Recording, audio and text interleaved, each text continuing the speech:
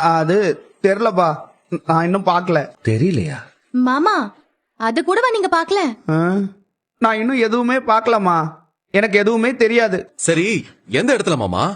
பைக்லயே போயிடலாமா இல்ல கார் எதுவும் சொல்லணுமா? அது அது வந்து அதுவும் தெரியாது மாப்பிள்ள. என்னது தெரியாதா? டேய், உன் கடைடா அது. நீ நடத்த போற கடை எங்க இருக்குன்னு கூடவா உனக்கு தெரியாது? சத்தியமா எனக்கு தெரியாதுக்கா. நான் அண்ணனுங்க கிட்ட கேட்டதுக்கு அப்புறமா சொல்றேன்னு தட்டி கழிச்சாக.